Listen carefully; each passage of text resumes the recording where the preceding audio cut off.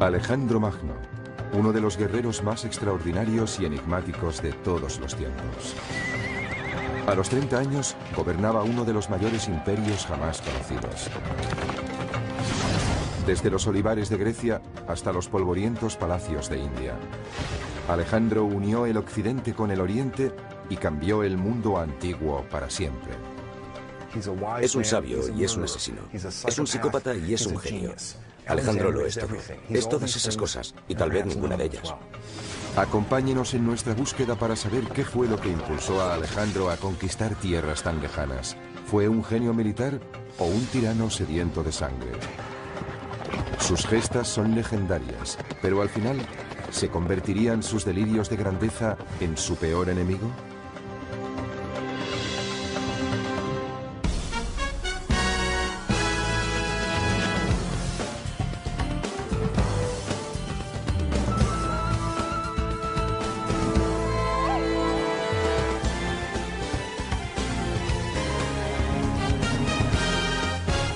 Alejandro Magno, el hombre y el mito. Babilonia, junio del año 323 a.C. Alejandro yace en la cama moribundo. Su cuerpo sufre atormentado por la fiebre. Después de 30.000 kilómetros de conquistas y baños de sangre, su persecución de la gloria eterna llega finalmente a su término.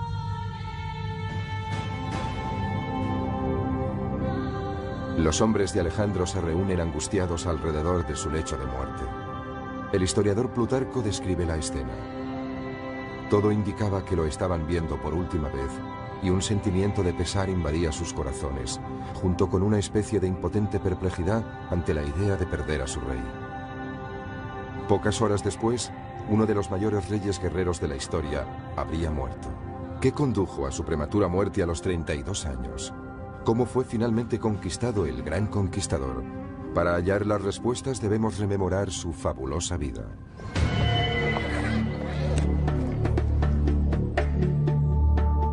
Alejandro nació aquí en Pela, en el norte de Grecia, el año 356 a.C. Hacía tiempo que la edad de oro griega había quedado atrás. En aquel momento, el imperio era una frágil colección de ciudades-estado, fragmentadas y divididas. Una presa fácil para el padre de Alejandro, Filipo. El rey Filipo era un soldado rudo y mujeriego. Era un gran bebedor, un luchador feroz y el ídolo de sus curtidas tropas. Su ejército era uno de los mejores del mundo antiguo. Pero Filipo también era un político despiadado. Creó el estado de Macedonia, sometiendo a las tribus rebeldes de la región. Para mí, como es obvio, el éxito de Filipo fue abrumador. Es el hombre más subestimado de la antigüedad. Equilibró el ejército, fue un genio militar con un talento extraordinario. Con diplomacia y fuerza bruta, Filipo logró conquistar la mayor parte de Grecia. De su padre, Alejandro aprendió sus dotes de líder y las técnicas militares. Pero su madre, Olimpia, también ejerció una poderosa influencia en él. De ella heredó su naturaleza apasionada y temperamental. La influencia de su madre debió ser inmensa. Era una mujer poderosa, casi podría decirse que mística.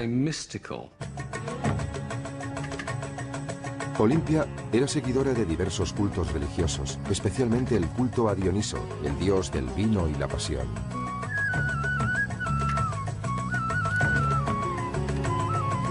Se rumorea que adoraba al dios bailando con salvaje abandono y sumiéndose en extraños trances.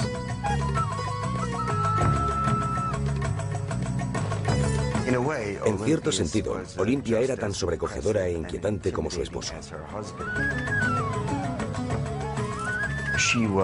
Poseía una inteligencia excepcional. Era políticamente astuta y dura como el acero.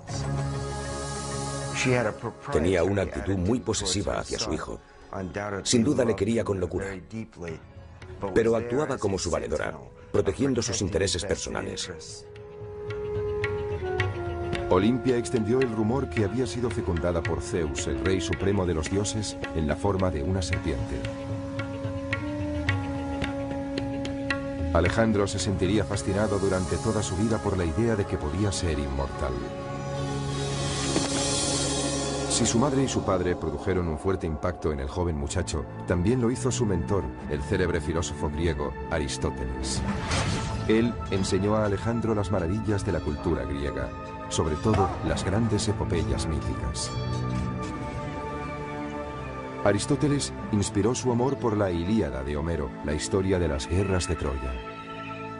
Sus protagonistas son los héroes cuyas grandes hazañas épicas les proporcionaron poder y fama. Uno de aquellos héroes es Aquiles, el arquetipo del guerrero griego. Ante el dilema de elegir entre una vida larga y corriente o una existencia breve pero gloriosa en el campo de batalla, Aquiles optó por una muerte prematura y la celebridad eterna. Resulta muy difícil subestimar el alcance de la influencia de Aquiles en Alejandro. Según él, Aquiles era su antecesor mítico, por parte de madre. Por tanto, desde una edad muy temprana, Alejandro percibió que Aquiles era el modelo a seguir para alguien como él, que siempre quería ser el mejor entre los mejores, tal como lo relata Homero. Pero era su modelo a seguir en dos sentidos, asumiendo su carácter y rivalizando con él. Es decir, lo que hizo Aquiles, Alejandro podía hacerlo mejor. Alejandro abandonó su hogar durante 3 años para estudiar con Aristóteles. Cuando regresó a los 16 años, su otro modelo, su padre, el rey Filipo, había vuelto a casarse. Peor aún, había tenido otro hijo que amenazaba la privilegiada posición de Alejandro como sucesor al trono. Eso despertó las iras y el resentimiento de Alejandro. Ambos sostuvieron violentas disputas. Eso llenó de amargura a Alejandro y creó una atmósfera muy difícil. De hecho, se trata de un fenómeno que trasciende todas las culturas. Es un rasgo psicológico universal, el de la profunda rivalidad de un hijo impulsado por el incontenible deseo de eclipsar a su padre. La enemistad entre padre e hijo se hizo tan intensa que Alejandro tuvo que exiliarse. Finalmente se reconciliaron, pero la tregua no duró mucho. Una noche de verano del año 336 a.C., Filipo y la familia real se reúnen para celebrar el matrimonio de su hija. El rey se detiene a la entrada para saludar al pueblo. Un hombre surge de la multitud y le asesta un golpe mortal. Se cree que fue un examante ultrajado. Como muchos griegos de la época, Filipo tenía tanto amantes femeninos como masculinos. Filipo murió al instante.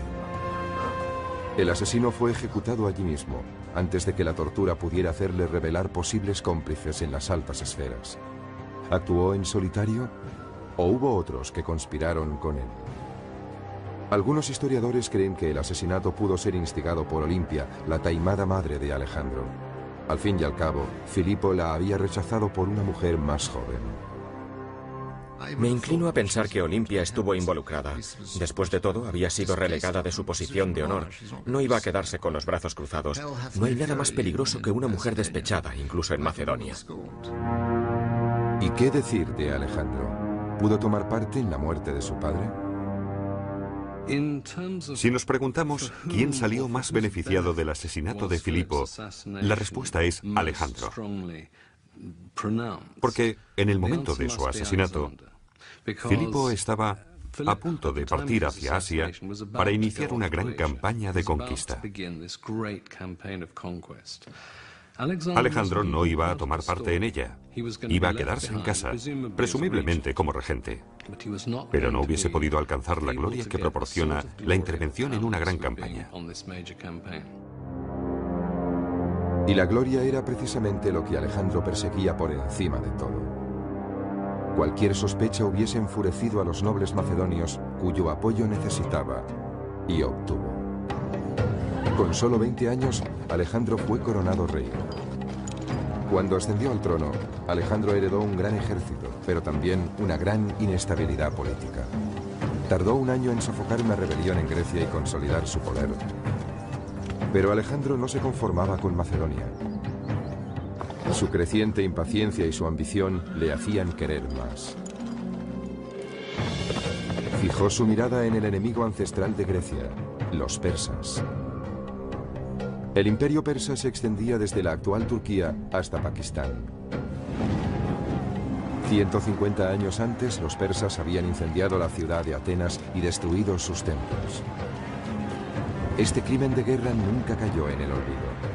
Filipo, el padre de Alejandro, planeaba invadir Persia antes de su muerte. Ahora, Alejandro tendría su oportunidad para vengarse. Suscribo la idea de que la maníaca ambición de Alejandro está alimentada por el enorme éxito de su padre. Alejandro es como una chispa encendida por Filipo, y es una chispa muy poderosa. Más bien es una llama abrasadora. Esa llama abrasadora estuvo a punto de consumir al propio Alejandro. Durante su corta vida, Filipo le alentaría, retándole a lograr proezas cada vez mayores, en un esfuerzo por demostrar que era lo bastante bueno o tal vez incluso mejor que su padre. Con el fantasma de Filipo a sus espaldas, Alejandro parte para recorrer el sendero hacia la gloria. En el año 334 a.C., Alejandro cruza el Helesponto con su ejército. Inicia así una epopeya de 11 años de ambición y conquista sin precedentes que cambiará la faz del mundo antiguo para siempre. Su primera parada, los muros en ruinas de Troya, para rendir homenaje a su héroe de la niñez, Aquiles. Él y Hefestión, del que se decía que era su amante, visitan la tumba de Aquiles. En el escenario de la mítica Gran Batalla de Troya, Alejandro se prepara para su propia conflagración épica. Su oponente, uno de los hombres más ricos y poderosos de la tierra, el rey Darío III. El monarca persa no tiene ni idea de la fuerza a la que se enfrenta. Alejandro ha recibido un valioso legado de su padre, uno de los ejércitos más disciplinados y mejor entrenados del mundo antiguo. El joven rey es un líder carismático e inspirador, aún más que Filipo. Creo que el secreto del genio militar de Alejandro es su extraordinaria determinación. Es valiente y audaz, aunque a veces llega hasta el punto de ser temerario. Nunca parece dudar ante la perspectiva de entrar en acción.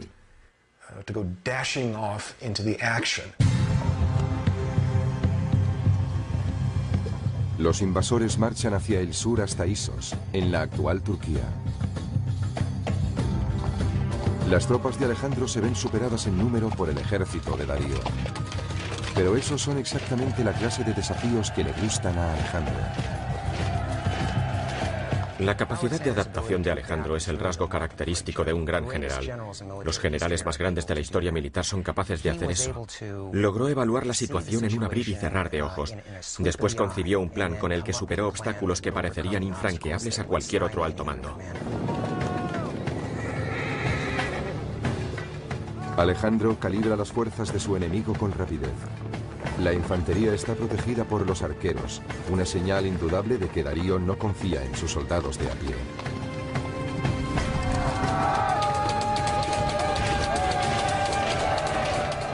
Alejandro realiza su primer movimiento, utilizando una de las armas más poderosas de su arsenal, el arma del miedo. Era algo absolutamente estremecedor. Hacían chocar sus escudos, movían las lanzas de un lado a otro y avanzaban a su encuentro con un grito increíble, escalofriante e interminable mientras iban acercándose. Era aterrador. Alejandro cruza el río y sube por la otra orilla.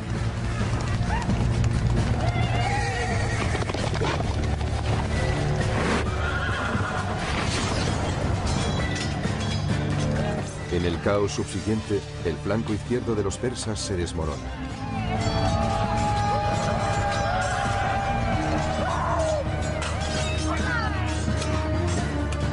En una imagen casi fotográfica, esta batalla monumental aparece en un mosaico de Pompeya. Se considera una copia fidedigna de una pintura de finales del siglo IV a.C. Cuando finalmente Alejandro se encuentra cara a cara ante su adversario, primero atraviesa con su lanza al guardaespaldas de Darío. Alejandro está rodeado de soldados persas, cegados por el miedo y el terror. Al verse ante ese vengador invencible, Darío huye. Cuando el ejército persa ve a su gran rey huyendo de esa forma, ¿cuál puede ser la reacción de las tropas? Resulta un impacto psicológico increíble sobre los persas. Desde ese mismo instante, la batalla está ganada.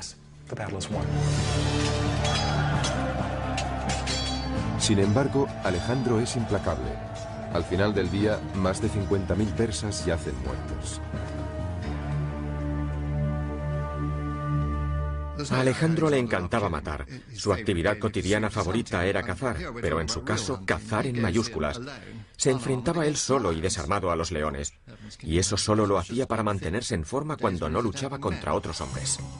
Pero detrás de este asesino sediento de sangre hay una mente astuta. Alejandro, al igual que cualquier político actual, es consciente de la importancia de la imagen y la publicidad. Está decidido a convertirse en una leyenda viva.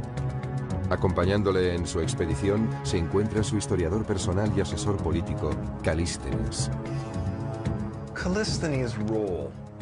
La misión de Calístenes en la campaña de Alejandro era actuar como agente de publicidad, el Relaciones Públicas oficial. Parece bastante claro que mientras Alejandro iba avanzando, Calístenes se dedicaba a difundir los hechos acaecidos en el frente. Era una especie de corresponsal de guerra incorporado al ejército de Alejandro. Tras la batalla de Isos, Alejandro y su ejército avanzan hacia el sur siguiendo la costa del actual Líbano. La mayoría de ciudades capitulan, pero la isla de Tiro se mantiene firme. La actitud de Alejandro con respecto a la resistencia era someterse o morir. Alejandro comienza lo que se convertiría en el asedio más largo y brutal de su campaña. Cuando finalmente caen las murallas, tras 7 cruentos meses, elimina a 7.000 hombres y esclaviza a otros 30.000. Como lección para otras ciudades que puedan resistirse a la invasión, crucifica a 2.000 guerreros de Tiro. Cuando terminó, permitió que sus hombres dieran rienda suelta a su sed de venganza, matando prácticamente a todos los hombres de la ciudad fortificada. Fue una horrible exhibición de brutalidad, pero también fue de una gran eficacia, porque mostraba a cualquier posible enemigo lo que podía ocurrir si se resistía. En otro asedio salvaje, esta vez en Gaza, el ejército de Alejandro aniquila a todos los hombres de la ciudad. Desde el punto de vista militar, lo hizo todo bien, o casi todo. Hay mucho que emular de su generalato, pero Alejandro también tenía su lado oscuro. Era brutal y luchaba para alcanzar la gloria. Muchas de las cosas que nosotros consideraríamos los peores rasgos de la humanidad también se manifestaban en Alejandro.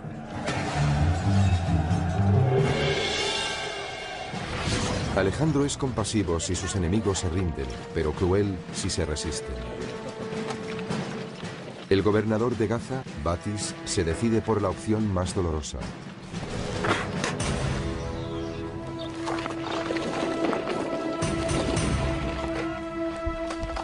Alejandro revela su lado más cruel con su castigo a Batis. Le ata y le arrastra por toda la ciudad hasta que muere.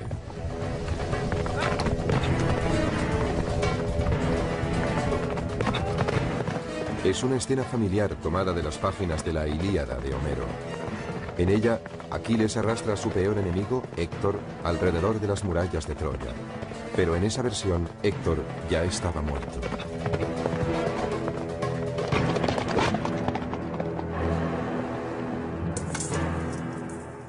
Alejandro era brutal. Elevó el arte de la brutalidad a la máxima expresión. En muchos casos, eso fue lo que le proporcionó tantos éxitos. No habría conquistado como lo hizo si no hubiese recurrido a tácticas tan brutales.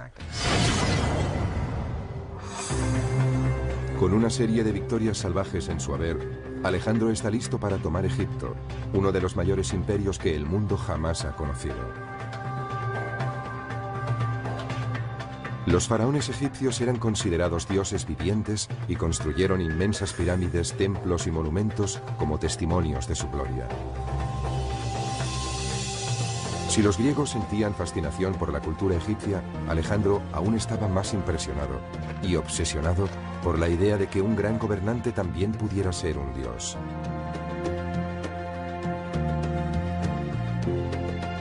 Tras 2 años de guerra, Alejandro marcha hacia el interior hasta Menfis.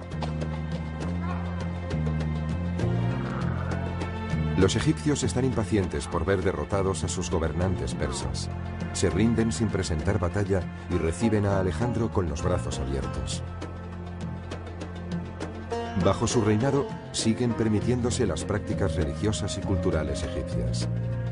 A cambio, los sacerdotes egipcios ofrecen a Alejandro el título de faraón. Ese hecho marca un punto de inflexión importante, puesto que es aquí donde Alejandro comienza a creer que realmente es un dios viviente.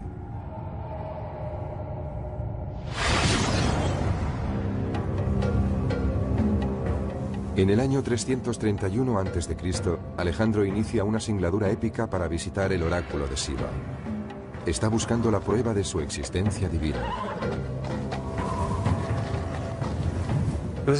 Estaba a unos 500 kilómetros de distancia. La ruta hacia Siva discurría por una meseta relativamente llana, pero estaba plagada de dunas. El oráculo era un destino muy conocido. Debía haber un sendero, pero este podía quedar enterrado bajo la arena. Debió encontrarse en un entorno donde el calor durante el día es sofocante y de noche hace un frío espantoso. De pronto se forma una tormenta de arena y ni siquiera puedes verte las manos delante del rostro.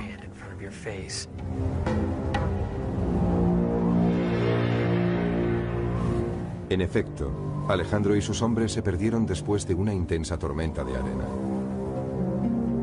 Pero la leyenda cuenta que 2 pájaros les salvaron, guiando al grupo hasta su destino, el extraordinario oasis de Siva y el templo de Zeus Amón.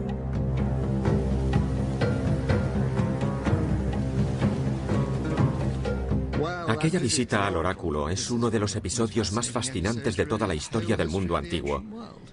La cuestión es saber si, previamente, Alejandro había planificado una ingeniosa maniobra publicitaria que corroborase su condición de hijo de Zeus. Alejandro entra en el templo solo, mientras sus hombres esperan fuera. Aquí está Alejandro. Es un hombre joven, apenas sobrepasa los 20 años, pero ha logrado ya hitos extraordinarios. De pronto se encuentra en un lugar donde al menos los egipcios nativos le tratan como un dios viviente. Y uno se pregunta, ¿qué debe pensar? Como es obvio, en ese momento se halla muy lejos de Macedonia. Alejandro salió del templo. Todos corrieron a su encuentro y le preguntaron, Alejandro, Alejandro, ¿qué has pedido? Y respondió, no os lo voy a decir. Ellos le dijeron, pero hemos oído que el oráculo te llamaba hijo de Zeus. Y él respondió, está bien, podéis contar eso si os place. Entonces su publicista lo propagó. Alejandro autorizó difundir esta versión de su identidad porque me parece que encajaba con sus sospechas previas, posiblemente debidas a las historias de su madre, de que era algo más que humano. A partir de entonces, el leal escriba de Alejandro, Calístenes, denominaría a su maestro un dios en la tierra. Los egipcios confirmarían esa idea, representando su imagen en los muros de algunos de sus templos más sagrados. En Luxor, Alejandro se muestra con los brazos extendidos, adorando a su padre divino, el dios Amón. Siendo divino, era inmune a las críticas. Estaba en un plano diferente, en otro rango muy superior. Pero ser faraón y dios viviente no es suficiente para Alejandro. Está dispuesto a derrotar a su enemigo secular Darío de una vez por todas. Durante su estancia en Egipto, Darío ha estado formando otro ejército para enfrentarse con él. En octubre del año 331 a.C. se libra una de las batallas más decisivas en las sofocantes y polvorientas llanuras de Gaugamela, al norte de la actual Bagdad. Esta vez, los persas triplican en número a las fuerzas de Alejandro.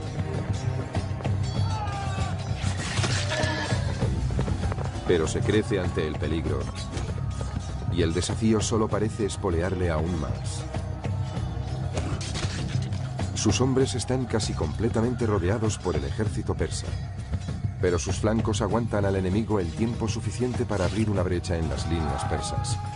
Alejandro aprovecha la oportunidad y avanza para atacar a Darío. El rey persa huye de nuevo. Uno de los secretos del éxito de Alejandro en el campo de batalla es su uso de la falange, una formación de 16 soldados en línea armados con lanzas largas. Alejandro utilizaba la táctica del yunque y el martillo con sus falanges.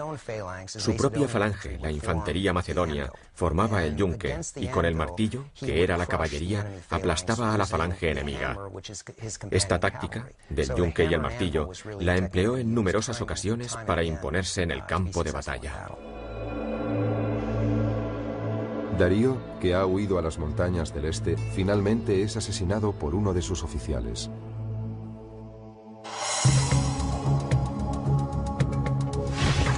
Tres años después de llegar a Troya, Alejandro es proclamado señor de Asia. Ha conseguido lo que su padre planeó y no pudo hacer. Otros grandes líderes se hubiesen conformado con este triunfo monumental, pero no Alejandro. No hay vuelta atrás. En el año 329 a.C., Alejandro sigue avanzando hacia Afganistán para conquistar el extremo oriental del imperio persa. Ahora se enfrenta a un reto aún mayor, las imponentes cumbres del Hindu Kush. Aunque se elevan a 7.000 metros de altura, casi en el techo del mundo, Alejandro opta por una de las rutas más duras para su ejército de 30.000 hombres. Durante su periplo, a través del Hindu Kush, las inclemencias del tiempo, la lluvia, la nieve y las ventiscas debieron dificultar mucho la marcha a cualquiera, excepto a Alejandro Magno.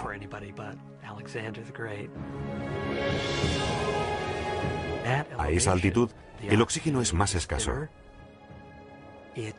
Se requiere un mayor esfuerzo para recorrer distancias más cortas. En algunos lugares, el paso es tan estrecho que el ejército marcha en una fila india que se extiende a lo largo de más de 15 kilómetros. El inquebrantable coraje de Alejandro es lo único que mantiene los hombres en movimiento. Si quieres lograr grandes cosas valiéndote de un ejército, ese ejército debe estar absolutamente dispuesto a hacer lo que les pidas. Si piensas por un momento lo que Alejandro les pidió, es absurdo. ¿Por qué lo hicieron? Bueno, pues porque tenían unos lazos muy estrechos con él. Pero al final, esos lazos acaban poniéndose a prueba. Con el fin de aumentar su ejército con tropas de refresco, Alejandro recluta a soldados persas en sus filas. Esa resulta una medida muy impopular entre los griegos. Debo subrayar que no fue solo una decisión militar, también fue por cuestiones sociales. Pero al final de la jornada desmontan, se meten en la tienda para beber algo y ¿qué se encuentran? Pues se encuentran con un bárbaro iraní tomando una copa a su lado en su misma tienda. Eso no les gusta, los soldados pueden ser muy racistas. Su resentimiento crece con el oscuro giro que toma el carácter de Alejandro. Cuando el ejército llega a la legendaria ciudad de Samarcanda, se celebra una copiosa bacanal.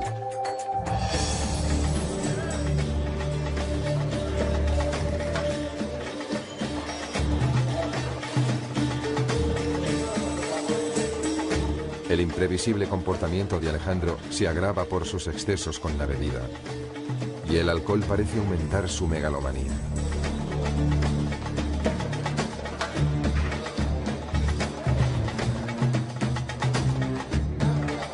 Uno de sus invitados es Clito, que sirvió a las órdenes de su padre Filipo y salvó la vida a Alejandro en el campo de batalla. Cuanto más corre el vino, peor es su ánimo. Alejandro comienza a presumir de que sus gestas son mucho más heroicas que las de su padre. Clito escucha indignado en silencio y finalmente grita: «Toda tu gloria se la debes a tu padre». Borracho, Alejandro coge una lanza, mata a su amigo y se derrumba en un mar de lágrimas. Lo que dijo Clito enfureció a Alejandro sobre todo en dos sentidos. Primero, que Filipo fuera mucho más importante de lo que Alejandro quería dar a entender. En otras palabras, la maquinaria propagandística de Alejandro se había extralimitado y él, Alejandro, había sido el causante.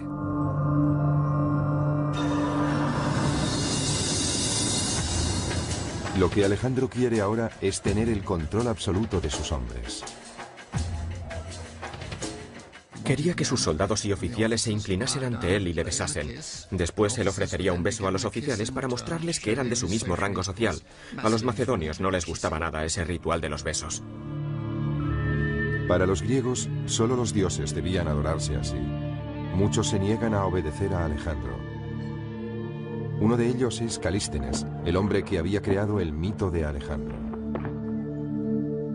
Calístenes pensó que era un acto servil, bárbaro, que era una traición a las costumbres griegas. Pensó que Alejandro estaba convirtiéndose en un tirano absoluto, en un déspota. Un despiadado Alejandro ordena la tortura y muerte de Calístenes. Probablemente Alejandro fue víctima de su propio éxito. Tal vez se creyó en exceso su propia divinidad, su megalomanía. Con el tiempo es posible que esos sentimientos de grandeza influyeran en su manera de conducir las campañas y de relacionarse con sus soldados.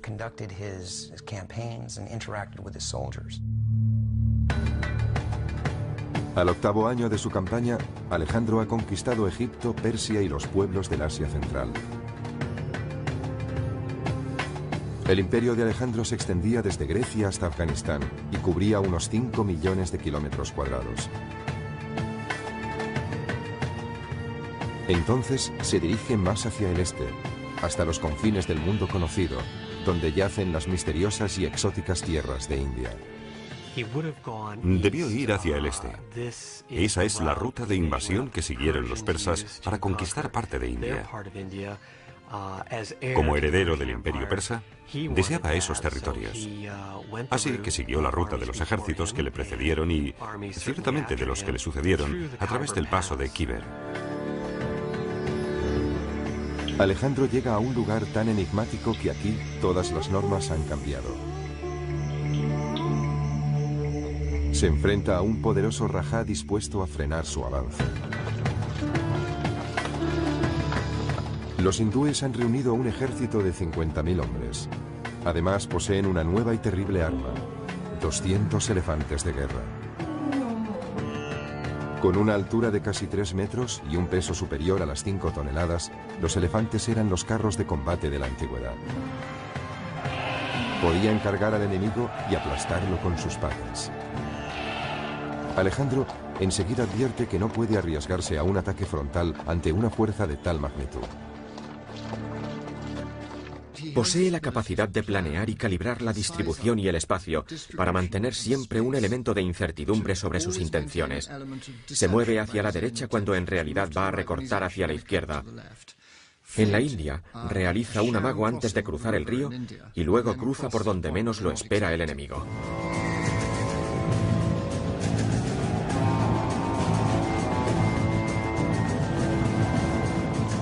En este ataque sorpresa, los hombres de Alejandro utilizan sus largas lanzas para destripar a los elefantes.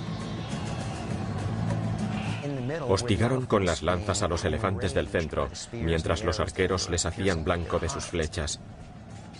En esa situación, los elefantes, enloquecidos por el miedo y el dolor, se abalanzaban tanto sobre los griegos como sobre los hindúes.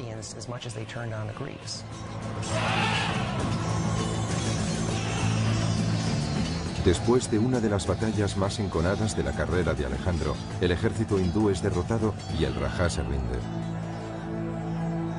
Pero Alejandro está tan impresionado por la bravura del rajá que toma la sorprendente decisión de devolverle el reino. De ese modo, la leyenda de Alejandro queda firmemente arraigada en suelo indio. Alejandro Magno sigue vivo en India en muchos aspectos. Los hindúes ven a Alejandro como un gran personaje heroico que impregna toda su percepción de la historia.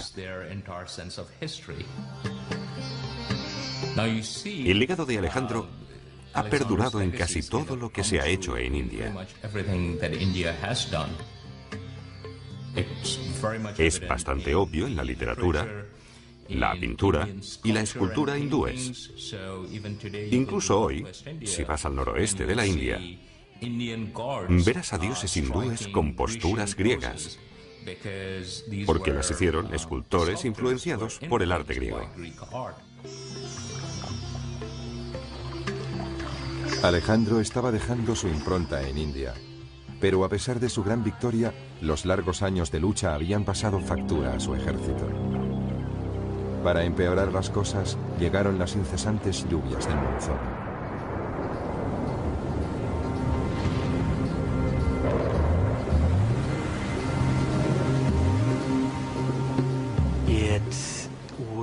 Desde el punto de vista psicológico, debió ser terrible para sus hombres de Macedonia, porque nunca habían experimentado nada semejante.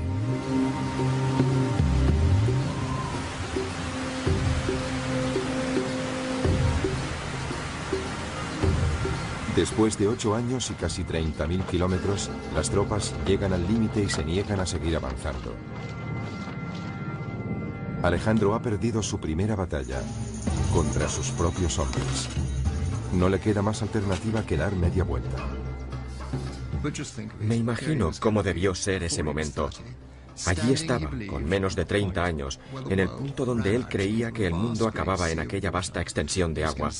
Debió quedarse contemplando el horizonte y debió hacer un sacrificio a los dioses que le había indicado su divino padre. Entonces debió pensar, de todas formas, Filipo, nunca llegaste tan lejos. Era un egocéntrico, pero qué voluntad, y ellos se niegan a seguirle, pobres de espíritu. En el largo viaje de regreso a Persia, Alejandro conduce sus tropas hacia una nueva marcha épica. Esta vez por las estériles arenas de uno de los desiertos más áridos de la tierra. ¿Por qué optó Alejandro por esta ruta? Es un misterio. Tal vez para castigar a sus hombres por no seguirle hasta los confines del mundo. El terreno cambió drásticamente de un suelo yermo y seco, donde no crecía nada, a un desierto de dunas inestables, donde sus hombres se hundían hasta la cadera o más arriba. Miles de ellos murieron de sed, insolación y agotamiento. Menos de un tercio de su ejército logró sobrevivir. Creía que podía hacer lo que se propusiese.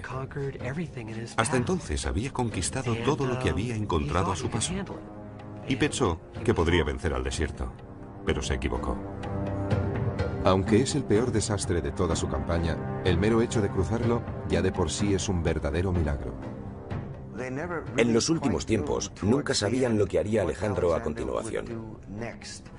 Sus actos y sus decisiones eran insondables. Era imprevisible y en ese sentido representaba una amenaza para ellos. Alejandro se dirige a la ciudad persa de Susa, donde tiene preparada otra sorpresa para sus hombres.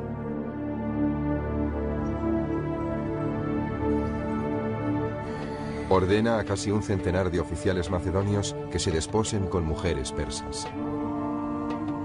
Aquellos matrimonios serían permanentes. Lo hizo para que fecundaran a esas mujeres y produjeran una gran cantidad de niños mestizos macedonio-iraníes que iban a ser los príncipes del futuro. Sus hombres sienten un profundo rechazo hacia esos enlaces, aumentando su resentimiento. Sin embargo, para Alejandro, fundir el occidente con el oriente es un asunto práctico. Él, en persona, se casa con 3 mujeres extranjeras para dar ejemplo. Si quiere gobernar un imperio tan diverso, necesita mezclar las culturas. Y está sentando las bases del nuevo imperio. No el que ha conquistado, ni el que trajo con él desde Grecia y Macedonia, sino el nuevo imperio de Oriente Medio.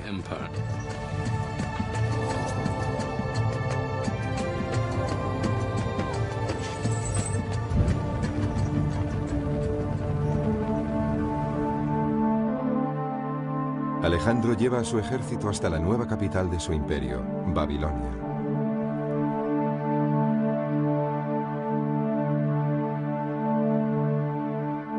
Una calurosa noche, cae misteriosamente enfermo después de una juerga desenfrenada.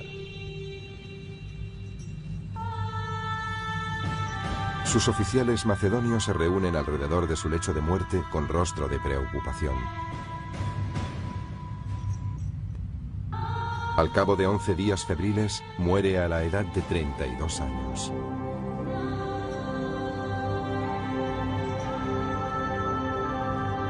¿Qué mató a Alejandro? ¿Fue una enfermedad? ¿Fue el alcohol? ¿O fue un asesinato?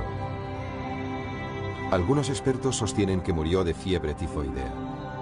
Otros piensan que fue envenenado por un grupo de oficiales hartos de sus ataques de cólera y por su deseo de ser adorado como un dios. Pero durante siglos, los historiadores han debatido sobre la causa de su muerte. Estoy seguro de una cosa, Alejandro no fue envenenado. La cena fatal tiene lugar hacia el 29 de mayo y muere entre el 10 y el 11 de junio. Si hubiesen querido envenenar a Alejandro, le hubiesen suministrado una dosis abundante. Por tanto, ¿qué le produjo la muerte? No pudo ser una epidemia. Con él no murió ningún número importante de gente. No fue algo parecido a la gripe asiática.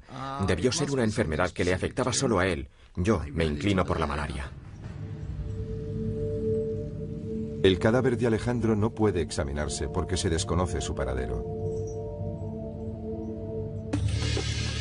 En su viaje de regreso a Macedonia, su procesión funeraria sufrió la emboscada de uno de sus generales, que quería llevar sus restos a Egipto.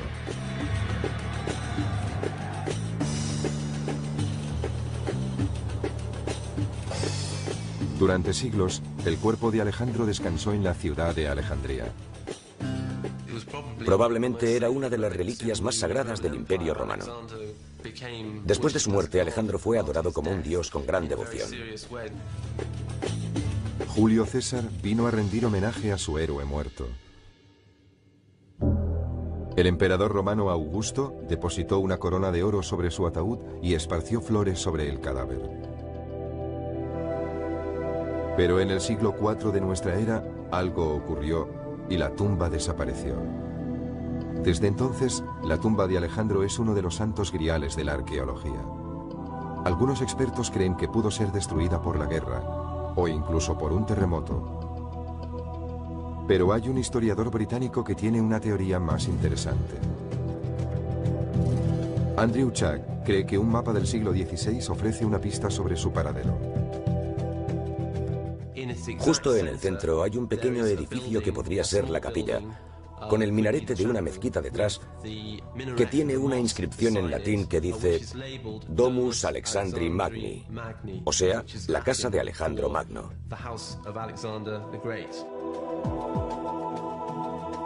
Fue aquí donde se localizó un sarcófago. Estaba destinado a albergar los restos del faraón egipcio Nectanebo II, pero nunca fue sepultado en él. ¿Es aquí donde halló descanso el cuerpo de Alejandro? El sarcófago fue redescubierto por Napoleón en el siglo XIX. Pero cuando fue derrotado por los británicos, el sarcófago vacío se trasladó a Londres. Hoy se encuentra en el Museo Británico. Tal vez ese sarcófago acogió los restos de Alejandro Magno. Cuando piensas que Julio César y Augusto estuvieron frente a él y que probablemente lo tocó Napoleón, te invade una emoción electrizante.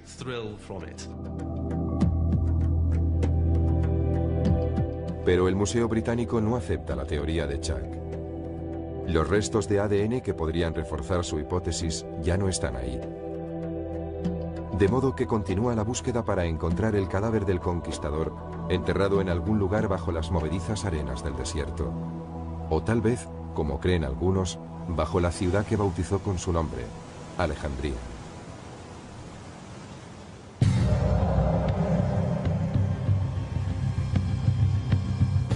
Aunque los restos de Alejandro pueden haberse perdido para la historia, su legado perdura. Sus brillantes tácticas de guerra siguen estudiándose en las academias militares. Existen modelos o patrones de pensamiento y acción que se hacen evidentes al estudiar el generalato de Alejandro. Esos patrones son tan aplicables en el mundo moderno como lo fueron en la época de Alejandro. Un comandante en jefe es responsable de miles de vidas y debe poseer visión, disciplina y una confianza absoluta en sus tropas. Alejandro Magno fue un líder carismático que sabía motivar a los hombres durante su larga campaña. Su habilidad para conectar con los soldados le procuró su lealtad absoluta en el campo de batalla. Todo lo que exigía a sus hombres podía hacerlo él mismo, liderando la carga y compartiendo los peligros con ellos. Estaba al pie del cañón, junto a sus soldados de menor rango. A muchos de ellos les conocía por su nombre. Habían pasado mucho tiempo juntos en aquella campaña. Eso creaba unos lazos muy estrechos. A lo largo de los siglos, numerosos jefes militares han recurrido a las brillantes estrategias de Alejandro en la batalla. Los emperadores romanos se vieron inspirados por el autocrático Alejandro. Le veneraban porque logró lo que otros pensaron que era imposible. Se dice que cuando Julio César cumplió los 32 años, lloró amargamente al pensar que sus logros no eran tan grandes como los de Alejandro. Parece claro que, como tantos otros romanos, Julio César estaba acomplejado por Alejandro. Envidia terriblemente a Alejandro. Todos los romanos le envidiaban. Uno de los mayores generales del mundo antiguo, Aníbal, también estuvo influido por Alejandro. Ambos se sentían impulsados por el odio a un antiguo enemigo. Alejandro quería castigar a los persas y Aníbal a los romanos. Asimismo, en la Norteamérica de la Revolución, la estrategia militar de George Washington se cimentó en Alejandro. Todo lo que hizo Washington tiene sus orígenes en Alejandro Magno. El franqueo del río Delaware es una réplica exacta en cuanto a la táctica y la estrategia de la batalla que libró Alejandro en el Idapo. En diciembre de 1776, el general Washington condujo a sus feroces tropas a través del helado río Delaware para atacar a los británicos. Su inesperada victoria en Trenton fue el punto de inflexión de la Guerra de Independencia norteamericana.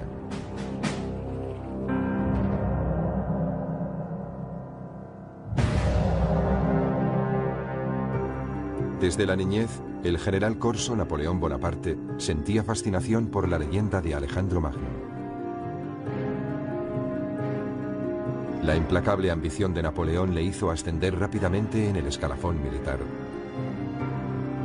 Como Alejandro, construyó su poder en una serie de audaces victorias militares. Tan pronto como tuvo ocasión, siguió los pasos de Alejandro viajando a Egipto. Sobre todo estaba impresionado por la política religiosa de Alejandro, su capacidad para adaptarse a cualquier circunstancia y para captar la mentalidad del país en el que se encontraba.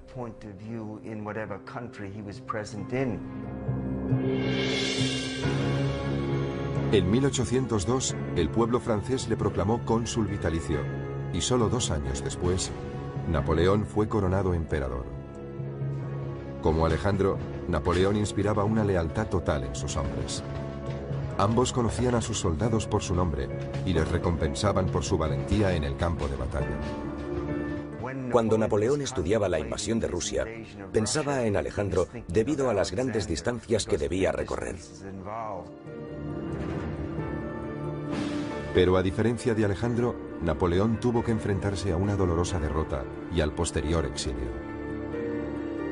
Fuese cual fuese su destino, Napoleón, como Alejandro, estaba convencido de que era un hombre tocado por la providencia.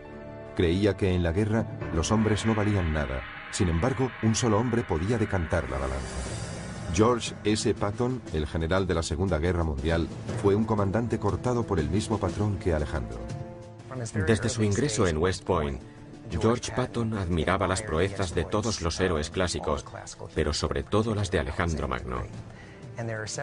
Existen diversas notas y documentos que indican que Patton deseaba emular la gloria pasada de Alejandro. Al igual que su ídolo, Patton estudiaba a sus enemigos en busca de su punto débil. Entonces concebía la mejor táctica para derrotarlos. Su héroe era Alejandro. Lo que más admiraba de él era la disciplina que inculcó a sus tropas. Patton, como Alejandro, parecía capaz de lograr lo que ningún otro general había podido conseguir. En 1944, un osado Patton llevó a cabo un astuto movimiento de tropas, trasladando a 100.000 hombres del este al norte. Tras recorrer más de 150 kilómetros en 3 días, atacó a los alemanes. Al cabo de 3 semanas de luchas sangrientas, en lo que la historia denomina la Batalla del Bulge, la arriesgada apuesta de Patton dio sus frutos. Patton fue recibido en su país como un gran general, pero se quedó corto en comparación con su héroe, Alejandro.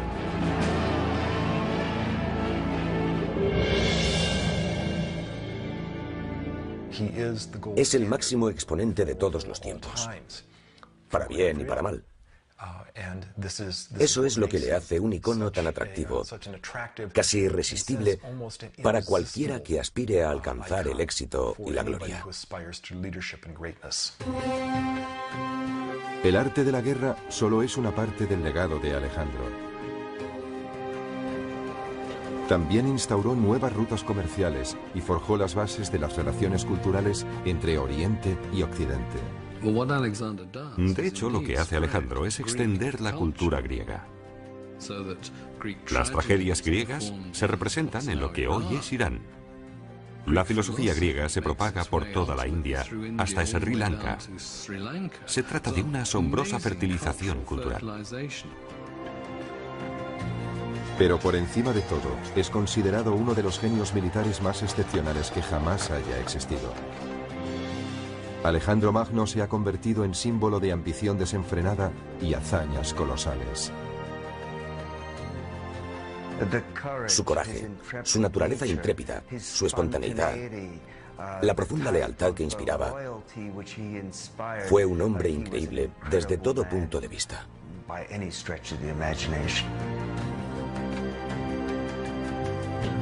Alejandro Magno fue un líder legendario, obsesionado por su propio mito. 2500 años después, todavía hablamos de sus extraordinarias gestas.